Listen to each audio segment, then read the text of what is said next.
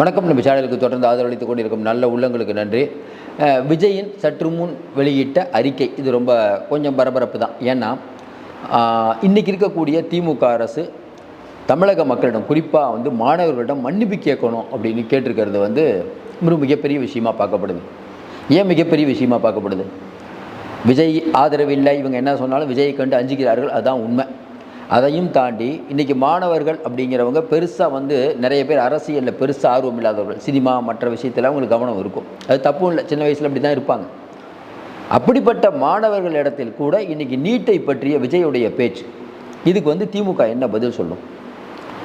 இப்போ மீண்டும் மீண்டும் கபட நாடகம் ஆடிக்கொண்டிருக்கிறார்கள் திமுக. நம்மளும் சொன்னோம், தமிழக அரசு நினைத்தால் அந்த நீட்டுக்கு விலக்கு பெறவே முடியவே முடியாது. எந்த ஸ்டேட்டு இந்தியாவில் விலக்கு வாங்கியிருக்கு சொல்லுங்கள்? எங்கேயுமே இல்லையே. எங்கேயுமே இல்லாத போது நீங்கள் எப்படி விலக்கு வாங்க முடியும்?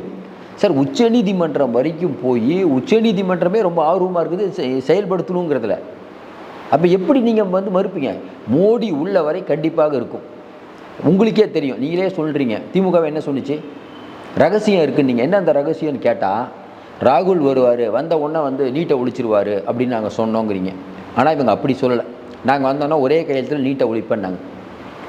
ஒரே கையெழுத்தில் ஒழிக்க முடியுமான்னா ஸ்டாலின் தான் வராரு, விடியல் தர போகிறாருன்னு மக்கள் நம்பி ஓட்டு போட்டு இன்றைக்கி தெருவில் நிற்கிறாங்க. வேறு ஒன்றும் இல்லை. இன்றைக்கி விஜய் சொன்னதுக்கு என்ன நீங்கள் கவுண்டர் கொடுப்பீங்க? விஜய்க்கு அரசியல் புரிதல் இல்லை, இதையே தான் சொல்லிகிட்டு இருப்பீங்க. கேட்குற பாயிண்ட் என்ன? நீட் அப்படின்னு சொல்லி ஊரை ஏமாற்றிட்டு இருக்கீங்கன்னு சொல்கிறார். உண்மையா இல்லையா? இன்றைக்கி இந்தியா முழுக்க நீட் வந்துருச்சு. இப்போ ஒரு செய்தி என்னென்னா, வக்பு வாரியம் அப்படிங்கிற ஒன்று சென்ட்ரல் கவர்மெண்ட் அறிமுகப்படுத்தினாங்க. உங்களுக்கு தெரியும், இஸ்லாமியர்களுக்கு பாதிப்பு அப்படிங்கிறதும் தெரியும். கேரளா இன்ட்ரடியூஸ் பண்ணிட்டாங்க.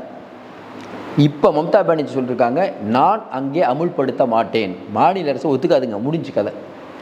இந்த மாதிரி விஷயங்கள், ஏன்னா வக்பு விஷயங்கிறது கோர்ட்டில் இருக்குது, கோர்ட்டில் இருக்க விஷயத்தை அமுல்படுத்த முடியாதுன்னு சொல்லலாம்.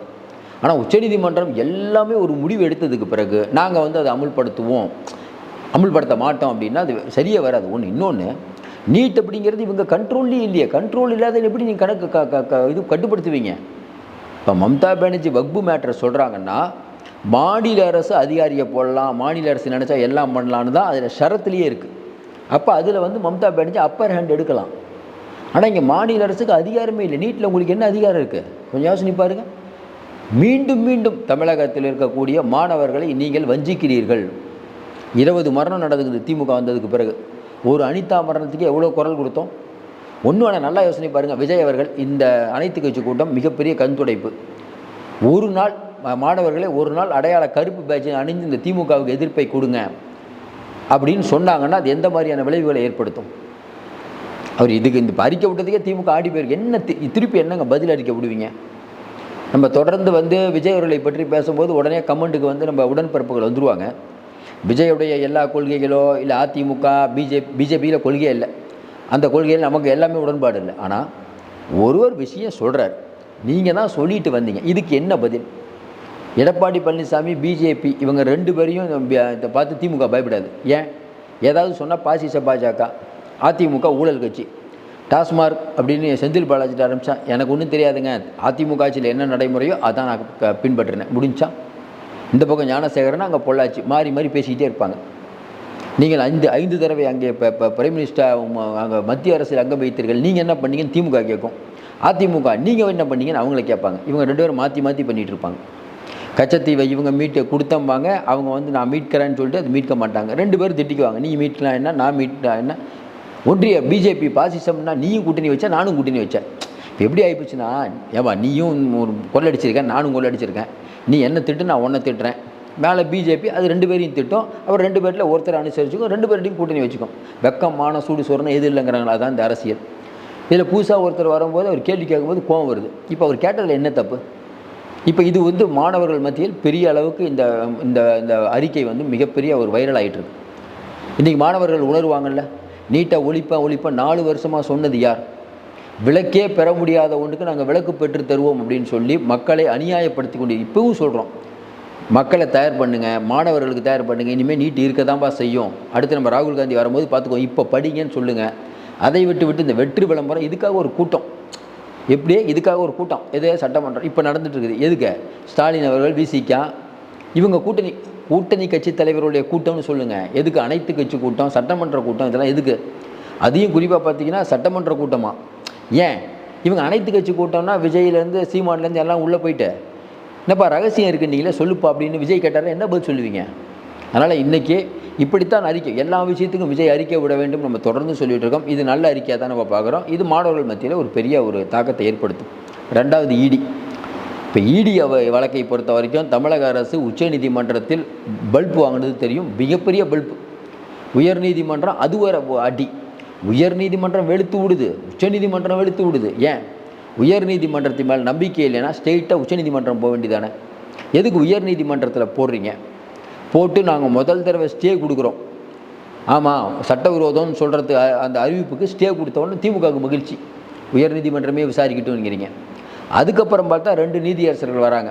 அதில் ஒரு நீதியரசருடைய அம்மா வந்து திமுக எம்எல்ஏ முன்னாடி, அவர் விலகிறார்.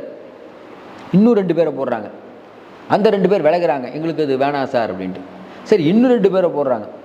அதில் ஒருத்தருடைய தம்பி வந்து செந்தில் பாலாஜியில் வழக்கறிஞர், அதனால் இன்னொரு அமர்வுக்கு போகுது. இவ்வளோ நேரம் பொறுமையாக இருந்துட்டு கடைசியாக அந்த அமர்வுக்கு போகுதுன்னு ஒன்று ஒத்துக்க முடியாதுங்க. நாங்கள் வந்து உச்சநீதிமன்றம் போகிறோம்னா அப்போ உயர்நீதிமன்றங்கிற ஒரு அமைப்பை தமிழ்நாட்டில் இருக்கக்கூடிய ஹைகோர்ட்டை தமிழ்நாடு அரசே நம்மளா எப்படிங்க? இப்போ சாதாரண மக்கள் என்னங்க நினைப்பா, அரசு தான் நமக்கு பாதுகாப்பு, நீங்களே கோர்ட் அனுப்பலையே. இப்போ உடன்பிறப்புகள் ஏன் இதுக்கெல்லாம் கமெண்ட் போட மாட்டாங்கன்னு தெரியல.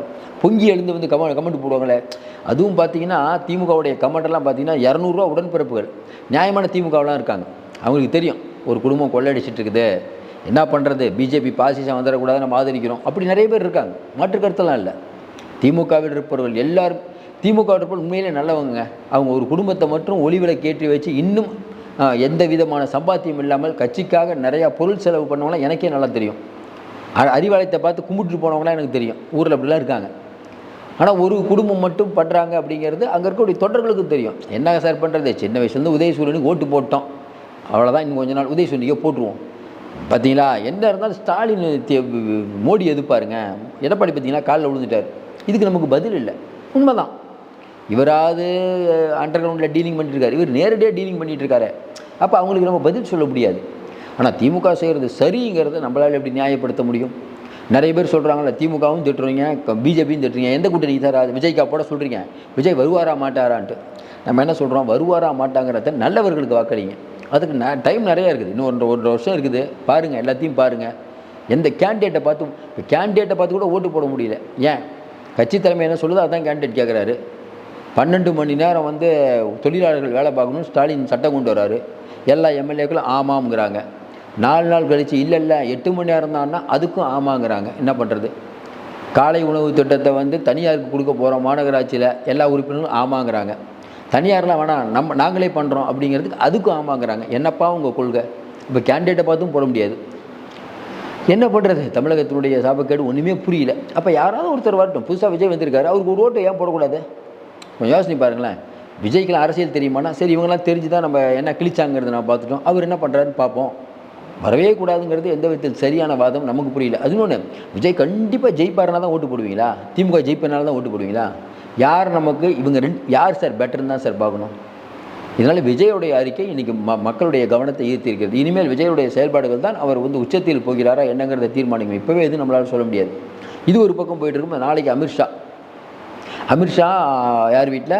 நம்ம குருமூர்த்தி வீடு. குருமூர்த்தி உங்களுக்கு தெரியும், தமிழ்நாட்டில் ஒரு அறிவு புதையல் ஐயா குருமூர்த்தி. அவர் தான் ஓபிஎஸ்ஸை போய் நீ போய் இதில் இதில் தர்மயுத்தம் பண்ணுன்னு அவர் தான் அனுப்பி வச்சுதான்.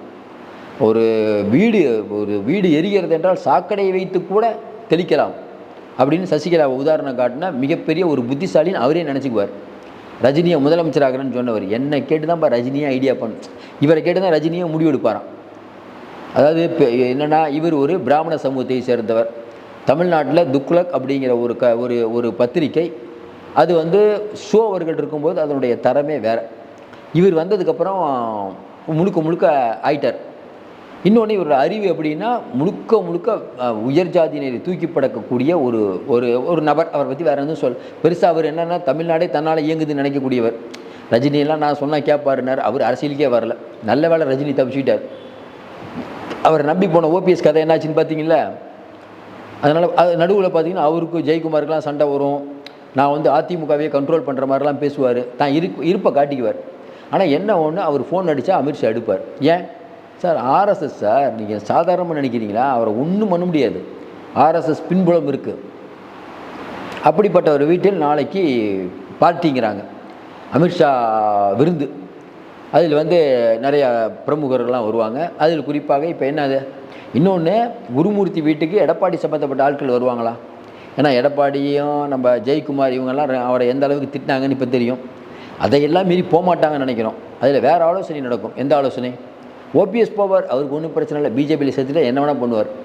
அப்போ நாளை நடக்கக்கூடிய விஷயத்தெல்லாம் பார்த்தா ஓபிஎஸ் போவதற்கான வாய்ப்பு இருக்கிறது. எங்கள் அந்த இதில் கூட்டத்தில் கலந்து கொள்ளக்கூடிய வாய்ப்பு இருக்குது.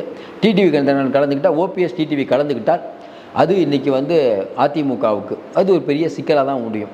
அதனால் நாளைக்கு என்ன பண்ண போகிறாங்கன்னு தெரியல. பட் நாளைக்கு ஒரு ட்விஸ்ட் இருக்குது. மீண்டும் சந்திப்போம். நன்றி, வணக்கம்.